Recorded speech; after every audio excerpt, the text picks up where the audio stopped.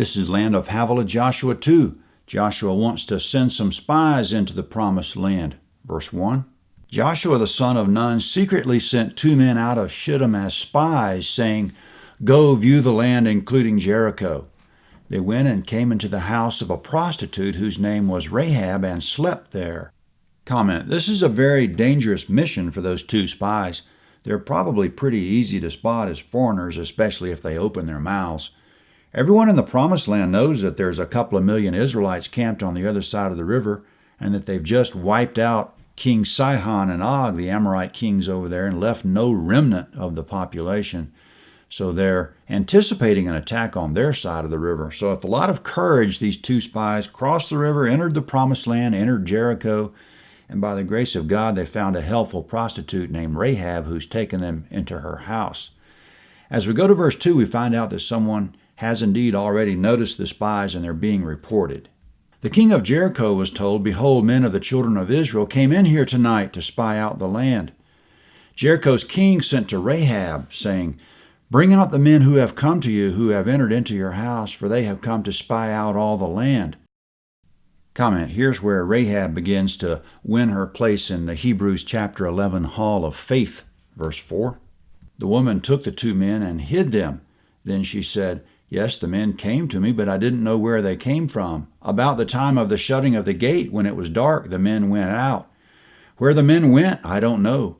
Pursue them quickly. You may catch up with them." Comment: the king's men came to Rahab's house looking for the spies, but of course, she lied when she said the men left already, but it was a righteous falsehood. In Exodus 1:19 and 1 Samuel 21:2, we see other examples of righteous falsehoods. In all 3 cases, someone was lying to save someone else's life. Rahab said the spies left already. Hurry up and you might catch up with them. As of now, we know that Jericho is a walled city because Rahab mentioned the gate. Verse 6. But she had brought them up to the roof and hidden them under the stalks of flax which she had laid in order on the roof. The men pursued them all the way to the fords of the Jordan River. As soon as those who pursued them had gone out, they shut the gate. Comment: they shut the gate, which means that the spies can't get out of the city the same way they got in. Verse 8. Before they had lain down, she came up to them on the roof. She said to the men, "I know that Yahweh has given you the land, and that the fear of you has fallen upon us, and that all the inhabitants of the land melt away before you. For we have heard how Yahweh dried up the water of the Red Sea before you when you came out of Egypt, and what you did to the 2 kings of the Amorites who were beyond the Jordan, to Sihon and to Og, whom you utterly destroyed. As soon as we had heard it, our hearts melted, and there wasn't any more spirit in any man because of you. For Yahweh your God, He is God in heaven above and on earth beneath. Now therefore, please swear to me by Yahweh, since I have dealt kindly with you, that you will also deal kindly with my father's house, and give me a true sign, and that you will save alive my father, my mother, my brothers, and my sisters, and all that they have, and will deliver our lives from death."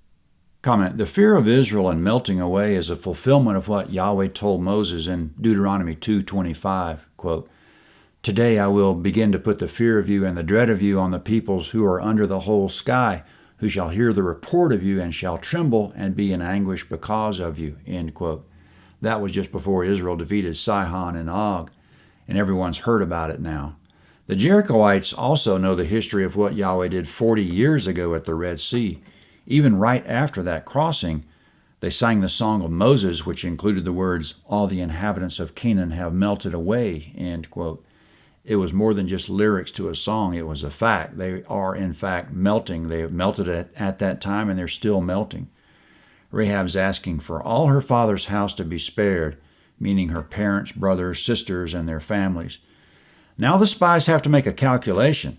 Yahweh has said to spare no one of the Canaanites. He said, quote, "When Yahweh your God delivers them up before you, and you strike them, then you shall utterly destroy them. You shall make no covenant with them, nor show mercy to them." Deuteronomy 7:2. So what will the spies answer? Rahab asks for a covenant of mercy, but Yahweh has commanded that there be none. Make no covenant, nor show mercy. Verse 14. The men said to her, "Our life for yours. If you don't talk about this business of ours, and it shall be, when Yahweh gives us the land, that we will deal kindly and truly with you." Comment, Rahab bent the rules by lying, and the spies bent the rules by showing mercy.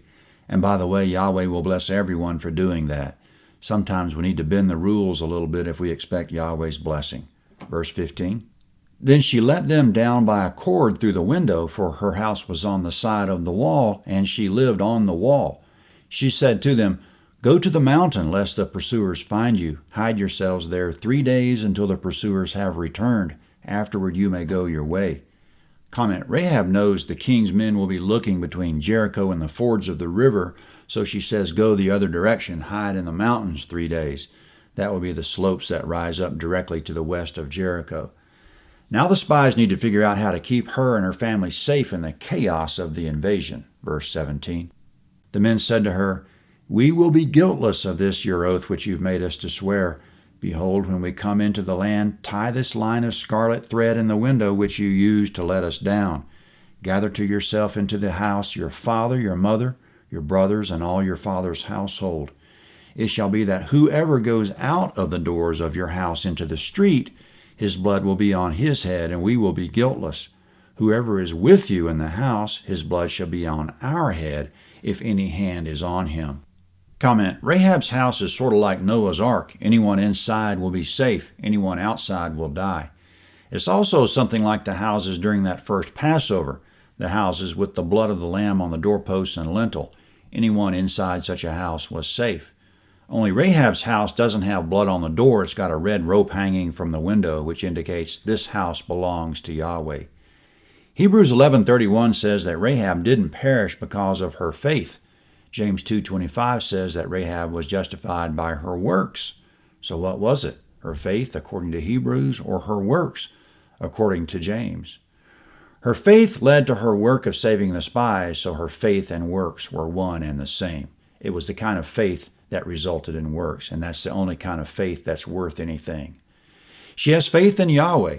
She knows about the Red Sea, she knows about Sihon and Og, and she rightly concluded, verse 11, that Yahweh is, quote, God in heaven above and on earth beneath, end quote.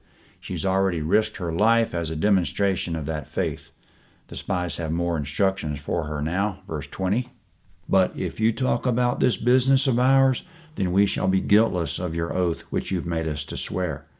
She said, Let it be as you have said. She sent them away and they departed. Then she tied the scarlet line in the window. Comment, that rope is the only thing between her and death, so she was sure to tie it in the window. And we must be sure to be ready as well. Jesus said, quote, Therefore also be ready, for in an hour that you don't expect the Son of Man will come, end quote. Now the spies are going to take her advice and hide in the mountains for 3 days. Verse 22. They went and came to the mountain and stayed there 3 days until the pursuers had returned. The pursuers sought them all along the way, but didn't find them. Then the 2 men returned, descended from the mountain, crossed the river, and came to Joshua the son of Nun. They told him all that had happened to them. They said to Joshua, Truly Yahweh has delivered all the land into our hands. Moreover, all the inhabitants of the land melt away before us. Comment, that's the chapter. Soon we'll come to the conquest of Jericho and the fate of Rahab and her family, but here's a spoiler. Rahab the harlot is in the ancestral line of Jesus of Nazareth, Matthew 1:5. And that's a fact of genealogy that has to make us smile. God fully redeems. Her redemption came from the simple fact that she believed in Yahweh. She had the kind of faith that led to action. Joshua 3 is next at landofhavilah.net. Joshua 3. This is the map of Joshua 2. Shittim was just a camp, so there aren't any remains. The word means acacia trees. 2 facts nail the location down pretty closely. The text says it was across the river from Jericho, and it was in the plain of the river, so it would be very close to this marker. Jericho's here about 3 miles west of the river, also in the plain of the river. The highlands rise up just to Jericho's west.